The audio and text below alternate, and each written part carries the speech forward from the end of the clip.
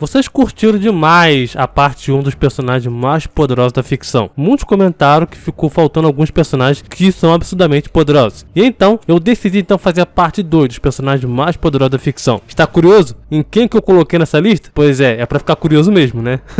Fala pessoal, beleza? Aqui quem vos fala é o Thiago, estamos em mais um vídeo. E é óbvio que quando a gente fala em personagens mais poderosos da ficção, temos que abordar então tudo, mas nem sempre vai dar pra abordar. E nessa parte 2 é onde que eu vou colocar mais personagens que se encaixariam ou que se encaixam, né, nessa leva de personagens mais poderosos da ficção. Mas antes, vamos manter aquele nosso ritual entre mim e você que está assistindo esse vídeo, né? Deixa aquele like, se inscreve no canal, que só assim você vai conhecer novos personagens mais poderosos da ficção. E eu tenho uma recomendação também de livro pra vocês, o livro dos Vingadores Guerra Infinita, Thanos, Titã Consumido, onde conta então a história como Thanos fez para poder mudar o universo em instantes, além da sua própria criação. A história também destaca então o Thanos como verdadeiro protagonista, assim como aconteceu em Vingadores Guerra Infinita lá no filme. Recomendo bastante para quem quiser se aprofundar mais em quadrinhos na Marvel e principalmente quem quer ter uma boa leitura. Link na descrição ou no comentário fixado lá na Amazon. Rei Escarlate, ramo chinês ou inglês, Demon Scarlet. Rei Escarlate ele já é uma proposta SCP-001, enquanto a fundação estava ciente do próprio Rei Escarlate por um longo período de tempo. A sua verdadeira natureza não era então conhecida, apenas aspectos e efeitos da sua própria existência foram então verdadeiramente contidos. Em uma tentativa de descobrir a verdadeira natureza do próprio rei, o Dr. Montauk entrevistou então um ex-membro dos Filhos do Rei Escarlate. E por meio de investigações e entrevistas minuciosas, Dr. Montauk então descobriu que o Rei Escarlate não era uma divindade singular, mas uma ideia abstrata, uma ideia nascida durante então o nascimento de modernidade e passou a mudar o passado para se apresentar como Rei Escarlate. Essa ideia era a tensão entre o pré-moderno e o moderno manifestado, à medida que o novo mundo destruiu o velho mundo, substituindo então a dor e a brutalidade da vida e estruturas do concreto e um período estrito de vida. O Rei Escarlate então se manifestou e ele representa então a lei do uivo, o grito da realidade e a autenticidade que se perdeu com a modernização do mundo criado então principalmente pela Fundação SCP. E é lógico que assim como o ramo inglês, que já é poderoso, o Rei Escarlate no ramo chinês é ainda mais poderoso, que inclusive eu já trouxe aqui um vídeo para você no canal do quão poderoso é o Rei Escarlate, do ramo inglês e também do ramo chinês. A Caixa Nasuverse. A Caixa ela é, ou ele é, a força, a raiz e a origem de tudo que existe no topo de todas as coisas, as teorias sobre as dimensões. Ele é a entidade divina que guarda e tem acesso aos registros akáshicos, que é a fonte de todos os seres e fenômenos também, causas e eventos do universo. Ele então armazena e arquiva informações de todas as possibilidades, todos os eventos que aconteceram no passado, todos os eventos que acontecem no presente e todos os eventos que vão acontecer no futuro. God Unsong. Esse é o tipo de entidade de princípio inefável e incompreensível, que ordena então e também sustenta toda a criação como um fundamento ontológico mais simples e fundamental, completamente desvinculado dos princípios básicos e dicotomias inerentes ao universo físico, enquanto então engloba então todos eles como uma entidade integridade pura e possuindo então todas as características e também atributos. Ele é um infinito absoluto, além de qualquer quantidade concebível, além do próprio infinito, além de também de hierarquias infinitas e além de todo e também tudo que existe, transcendendo todos e tudo também. True autor ou true narrador SCP. A proposta de Andrew Swan é a personificação de toda a fundação SCP. Todo escritor, todo leitor, todo visualizador, todo membro, todo administrador, todo moderador é SCP-001, a proposta de Swans, né? Cada ponto e recanto faz parte da proposta de Andrew Swan. A proposta de Andrew Swan pode reescrever, excluir, remover e fazer o que quiser instantaneamente. Ele é literalmente o que escreve e ainda está escrevendo o banco de dados. Tenshi Moyo Kami Tenshi. Kami Tenshi é uma entidade que transcendente, que é uma existência incompreensível e ilimitada para os Quanxins, que são seres transcendentes em relação a dimensões inexistentes, lógicas e quaisquer teorias científicas, pois eles estão além da compreensão de seres comuns. Ele também não tem nenhuma limitação relevante ou conhecida, nem tem qualquer ser acima ou igual a si mesmo. Antiprincípio. Esse é um dos personagens ou seres que surgiu recentemente, onde supostamente dizem ser o mais poderoso da ficção. Mas eu particularmente discordo disso. Mas vamos lá. O que seria o antiprincípio? Sabemos que o princípio das coisas é o quê? É o primeiro momento da existência, ou algo, ou uma ação, ou um processo de começo, o início para tudo. Basicamente é o que dá origem a tudo, o que constitui a matéria, a composição, regras, conhecimentos fundamentais e assim vai. O antiprincípio seria então como se fosse ao contrário disso, seria então o fim de tudo literalmente. Ele seria algo que está acima da ficção, um ser indo ao contrário do sistema então paradoxal da ficção, onde ele consegue refutar e superar todas as leis postulados. Axiomas, que é uma premissa considerada então necessariamente evidente e também verdadeiramente, né, com funcionamento de demonstração. Também temos aí a própria teoremas também, que é uma dedução lógica que pode então ser aprovada a partir de deduções baseadas em axiomas, né, ou postulados, ou seja, ele é o desdobramento de outros conceitos matemáticos considerados então incontáveis. O teorema precisa então ser demonstrado e essa demonstração pode ocorrer por outros teoremas também. Até assim mesmo, até um certo ponto, né, consegue então manipular as suas propriedades em níveis fundamentais e além, em certos modos em que se opôs ao próprio raciocínio e constituir um sistema lógico próprio, muito superior a qualquer forma concebível de lógica. Agora, por que eu discordo que ele não seja o mais poderoso da ficção? Simples, porque se ele está além da ficção, como dizem, né? Porque ele nunca poderia ser usado dentro da própria ficção como comparação de personagens ou personagens mais poderosos da ficção. Mas a ideia desse personagem, ela é bastante interessante, né? Algo bem lógico e também ilógico. Toribot. Poucos conhecem, mas o Toribot seria como se fosse um avatar, né? A representação do próprio Toriyama, o autor de Dragon Ball, em Dragon Ball, né? O Toribot, ele é o autor de Dragon Ball, do próprio universo também, né? E também o próprio Dr. Slump também. O que significa que ele também pode controlar a história até um certo ponto. Só que quando ele está fora da história, ele pode ser derrotado, como aconteceu no mangá. Apesar de ser também aparentemente poderoso, né? Ele já foi demonstrado que ele não tem a onisciência, por exemplo. Apesar dele também ser um avatar, digamos que assim, né, do próprio Toriyama, ele nem de longe é ou teria o poder da onipotência. Pelo contrário, ele já mostrou precisar de outros personagens da sua própria história para fazer coisas para ele. Mas o interessante dizer é que ele está então abaixo do próprio editor, onde o editor pode rejeitar o trabalho do Toribot como criador de história. Hyperman. Hyperman, ele é o garoto propaganda que está ganhando uma bastante fama, né? Destaque entre os jovens dinâmicos que gostam de citar ele como um dos mais poderosos da ficção. Ele seria então semelhante ao próprio SCP-3812 que vocês já estão carecas de saber,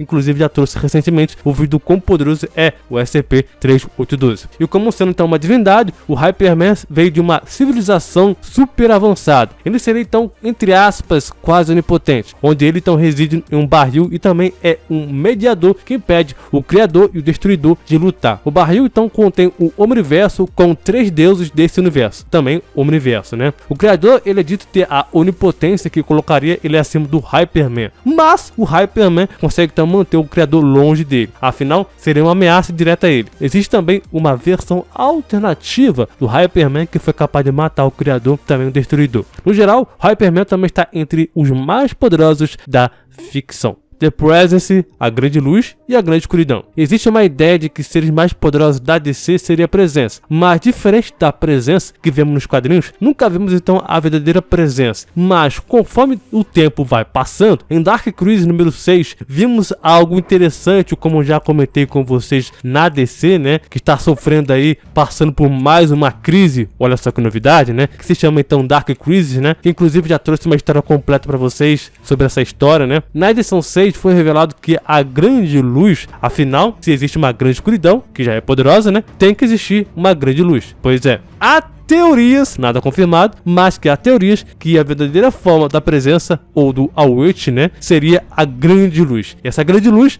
apareceu em Dark Crisis. Mas, apesar de ser a verdadeira ou não, a grande luz e a grande escuridão são entidades mais poderosas da DC nos quadrinhos atualmente. Grande Supremo Sacerdote. O ser absoluto que está no topo da própria ficção, sendo então nada além de um mero conceito abaixo dele, tendo então controle de infinitas narrativas que ocorrem. Ele é o alfa e o ômega, início, meio e fim, tudo e todos. Tudo sobre ele é inaplicável, incomparável, indescritível, crível e assim vai. Ele criou o exército infinito de seres espirituais, ressuscitou toda a humanidade em um piscar de olhos, criou então um rei de tudo que está na criação. Todos os acontecimentos paranormais e sobrenaturais do seu universo são por sua causa. Ele é verdadeiramente onipotente, onisciente e onipresente. Meng Hao. Meng Hao, ele é um carinha normal que estava então em busca do imortal. Ele vive em um reino de cultivo, Dao Source, ou o quarto passo. Os cultivadores eclipsaram todos os outros cultivadores. Até os cultivadores do terceiro passo, abaixo do Meng Hao, eles são incapazes de entender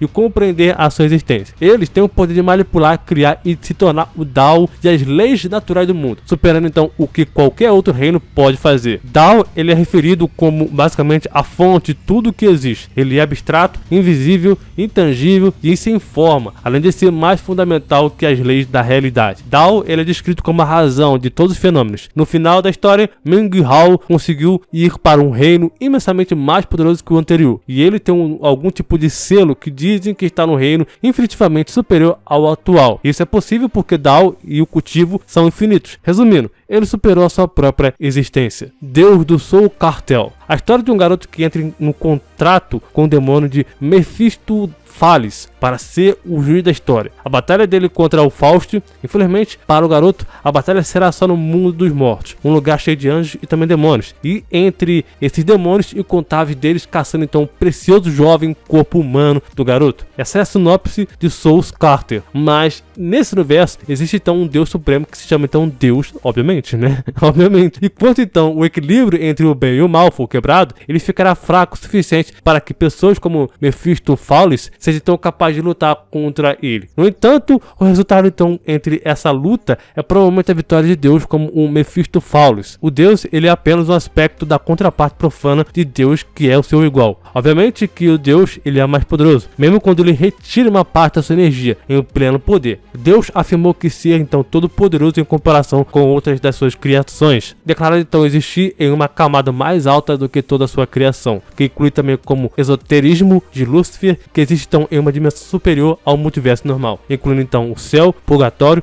inferno e o mundo humano, sendo então 3 dos primeiros separados em 9 andares. E diferente desse tipo de universo, né, que é, pisos não são tão simples espaços separados, mas dimensões reais, pois para viajar entre eles é preciso então cruzar dimensões. Esses andares são tão grandes que pode conter outros universos dentro desses andares e várias dimensões de bolso de tamanho infinito, fazendo então Deus ser literalmente o comandante de tudo. Hypnos, Cthulhu Mitos. Hypnos de Cthulhu Mitos é uma das entidades mais poderosas. Eu cheguei a falar deles sobre o vídeo da hierarquia do universo Lovecraft, né, aqui no canal. E com base em conhecimentos que acredito que vocês saibam sobre o universo Lovecraft, né, tudo é infinito, dimensões, universo, multiverso, céu, inferno, nível de existência e assim vai. E no meio dessa bagunça toda, tá, temos o Hypnos, que está, digamos assim, no reino do sonho, né. A Terra dos Sonhos são infinitivamente e também tamanhos, né, referidos como além das estrelas, como as antigas. Hypnos já foi para o primeiro portão que se conecta então com o próprio Yog-Sothoth e o próprio Azathoth, e vai além dos sonhos infinitos que são declarados além dos próprios sonhos. Um exemplo claro, tá? Se um sonho vai para o sonho 2, para o sonho 2 e assim por diante. Os próprios sonhos permitem que os humanos alcancem estruturas externas. O que aconteceu com Hypnos é que seu amigo também foram além dos sonhos infinitos, também conhecido como 1-S. Hypnos foi o único a passar pelo primeiro portão e o que ele viu nele acabou então matando ele. Os portões parecem então lacunas dimensionais um de outro, sendo então todos mais altos do que a linha base ou Hypnos 1-S. Mas por um entendimento rápido, Hypnos de Lovecraft seria então 5 vezes mais poderoso e o conceito de sonho também maior do que o sonho dos perpétuos do universo da DC. Jack Sobrenatural. Jack é o personagem mais poderoso sobrenatural, tá? E eu até me arrisco a dizer que está entre os personagens mais poderosos de filmes e séries também. Ele é o filho de Lúcifer e humano, se tornando então um próprio Nephilim. De certa forma, isso coloca ele com um poder absurdo, de um arcanjo com a conexão direta com Deus. Só que Jack, que eu estou citando aqui, não é o normal, digamos assim, né, entre aspas, mas sim ele depois que absorve os poderes, digamos assim, de Deus, o Chuck. Sim, Deus onipotente, criador do céu e da terra, roteirista e criador da história. O Jack, no final de Sobrenatural, ele se tornou então o mais poderoso do universo de Sobrenatural. Afinal, além também de ele adquirir os poderes do Chuck, Deus, né? Ele também adquiriu os poderes da Amara, a escuridão, que estava então fundida com os poderes do próprio Chuck. Homem dos Milagres, o Amante da Existência. Homem dos Milagres, o Amante da Existência, também conhecido como Homem dos Milagres, né? Ele é o criador do universo de Spawn, nos quadrinhos. Sendo então a mãe de Deus e Satanás, assim como inúmeros outros deuses também. Ela também assumiu a forma de Jesus Cristo, Krishna, Buda, Kali, Shiva, Ser Lancelot, a Mãe Terra e Gaia também. A Mãe da Existência é verdadeiramente onipotente, onisciente, onipresente em todas as formas e ela não tem uma fraqueza e não pode ser derrotada. Ele não requer justificação e as suas ações sendo então uma entidade suprema da própria existência. Para Brahman, hinduísmo. Essa é uma entidade, entre aspas, onipotente. Vocês estão vendo que tem um monte de onipotente aqui, né? Olha só, onipresente e onisciente também. Ele possui então uma compreensão que vai além da capacidade humana, sendo então eterno, sem limites, imutável e incognoscível. Ele é raiz sem raiz e, como ao mesmo tempo, é existência absoluta e não existência absoluta. Absurdamente nada se aproxima do vislumbre do seu espaço abstrato e absoluto. Todos os deuses não passam de seres intracósmicos emanados dele. Ser iluminoso, mestre do calabouço. Esse é um dos menos que temos informações aqui, tá? Sabemos que ele é um ser supremo, verdadeiramente onipotente, e portanto está então acima de absolutamente tudo, incluindo também seres conceituais, transcendentes como Au. O ser luminoso, ele era uma entidade que existia além da cosmologia normal, no início e no fim dos tempos simultaneamente, mas fora do tempo e do próprio espaço. Majestosa presença. Assim como citei na parte 1 dos personagens mais poderosos da ficção, essa ou esse personagem, né, é literalmente aqueles personagens criados em contos de internet. A ou o, né, majestosa presença, é literalmente o Deus de Todo-Poderoso. E como Deus, o conceito, né, básico, absoluto, principalmente é sem limites, o verdadeiro onipotente, além de tudo, carregando então a totalidade, usufruindo então e criando também, alterando também e também trazendo toda a existência ao bem ou como consequência de eliminá-la. Deus Circus into Mystery. Esse cara, ou melhor dizendo, esse é o ser chamado de Deus, né? Você reparou que todo mundo aqui é Deus de alguma coisa, né? Ele é o supremo, poderoso